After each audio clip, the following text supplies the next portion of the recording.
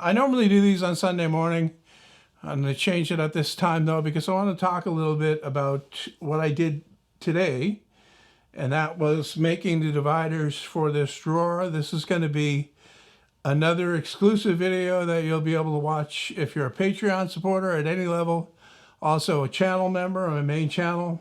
And once again, if you're extra broke, it's available to watch for free, but you'll have to go to my website to do it. And there's a link in the description that'll take you right there.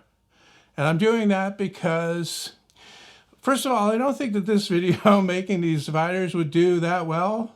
So, not to say that it's not a good video, it's a good video. And I did this one a little bit different. I know I talked about making this cabinet with the video a little bit differently. And then when I sat down to do it, to actually edit it, I saw that I made a couple of mistakes with my filming, first of all. So I would have to try to rectify that somehow. And also, I don't know, I've been going through a week where I'm just kind of, I don't know, a little bit burned out from doing everything that I've done over the past 2 months. So I decided to dial it back a little bit and not put as much effort into the video. Along with that was the idea or the knowledge that the video wouldn't do as well as the other ones in the series.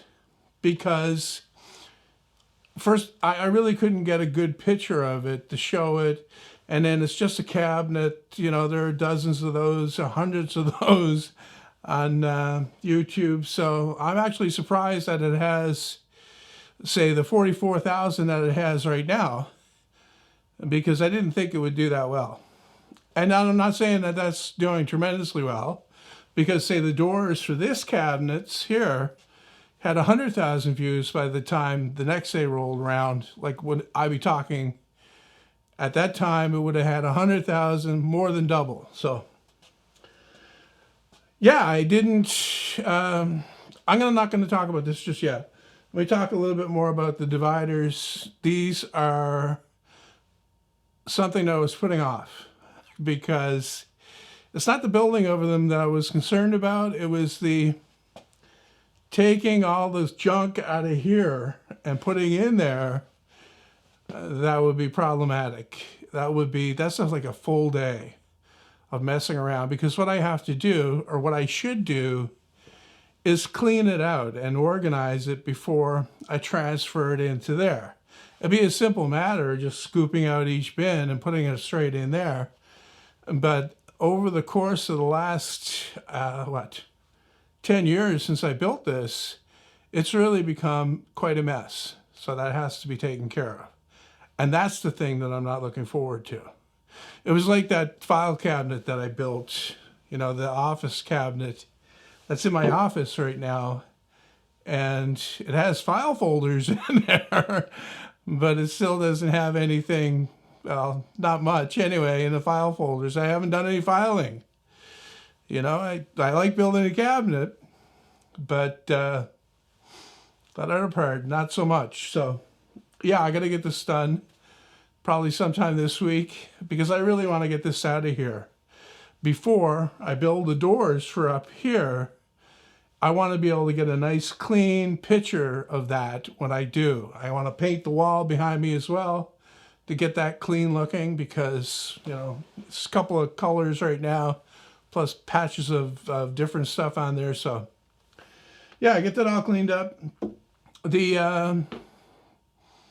In doing the video for the cabinet here, I didn't have any commentary because, you know, if I was, you know, I put off editing it to the last minute, Saturday morning. I said, I'll have lots of time to edit that because I had everything, right? I had all the commentary already in the original format that I was going to go for to edit the video. But then when I sat down and started doing it and I saw the problems, I said, nah, I'll just make it silent. And so, not unexpected, although kind of unexpected, because this didn't happen the last time I made a video where I didn't say anything. And at the moment, I really can't remember what that one was, but there were two recently. There was one after this, but the first one recently was the Apple iMac or whatever the heck it is grill, you know, with the holes. I didn't say anything on that either. And I had less complaints on that than I did on this video right here. I had some complaints from people and I had some compliments because, you know, it's kind of an even split as far as talking and videos go. Some people really like watching a video that doesn't have all the obvious stuff explained to them, right? And I thought that everything that I did here was fairly obvious. This is a very simple cabinet.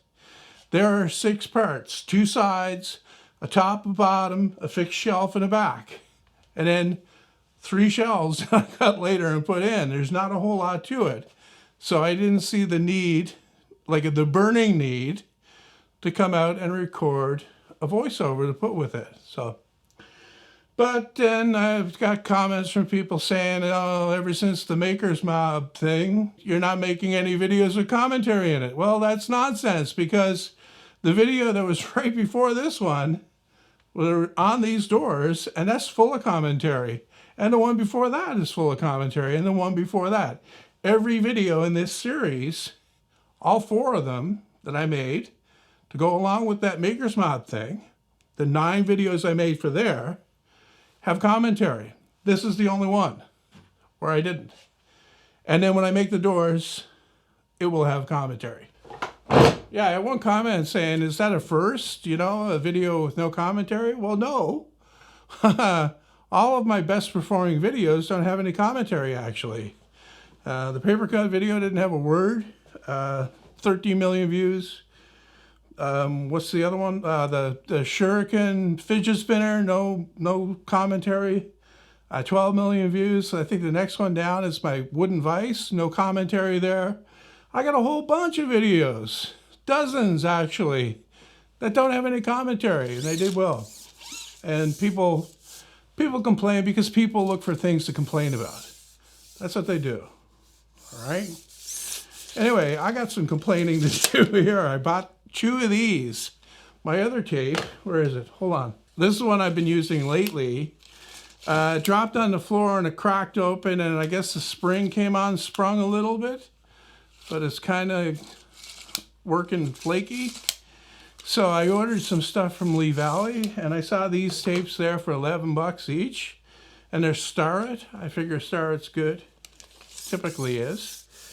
And it seems to be good. The only thing is that it's huge. I mean, I don't have giant hands, but I got a kind of a problem holding on to this, especially like out on a job site. You're doing foam work, you know, framing. This would be the thing, except the blade is not really wide enough for that. But, you know, a 30-foot tape. I kind of saw that it was 30 foot, but I kind of ignored it.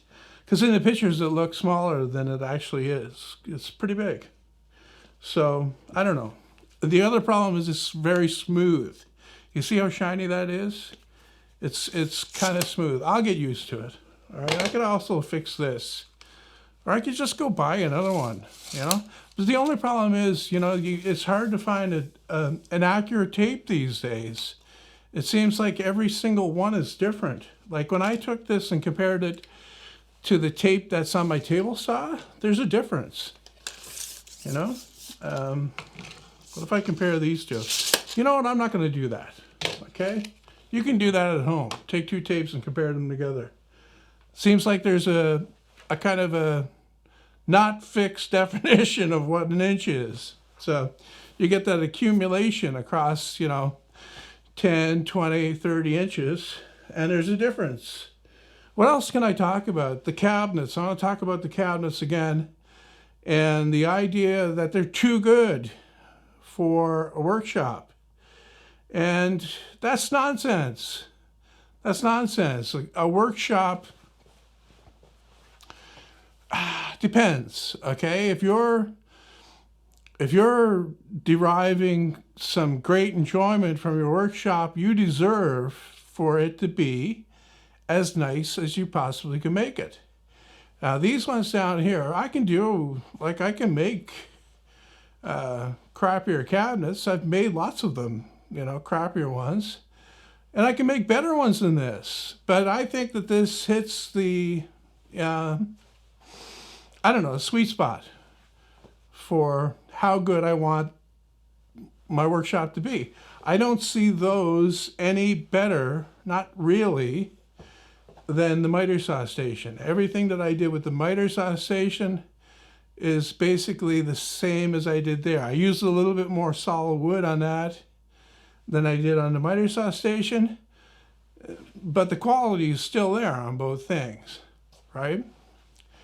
There's this idea that if you're doing it for a workshop, it shouldn't be any good. Well, that's nonsense. Don't go with that. Make it as good as you possibly can. Take pride in what you do. It's like I said before, if you surround yourself with quality things, like if you surround yourself with excellence, some of that will rub off, okay? You can start working on a project, and if you need some inspiration, take a look at the things you've already done. And if they're done well, and this may sound crazy, they will inspire you. You don't need someone else to inspire you. You can be inspired by your own work. When I run into problems with videos, sometimes I'll go back and I'll watch some of the other ones that I've made that I think are really good, and that inspires me to do a good job with the video that I'm working on. I'm afraid. I'm afraid of the dark. I'm afraid of other men. They intimidate me. I want to be what intimidates me. You came to the right place.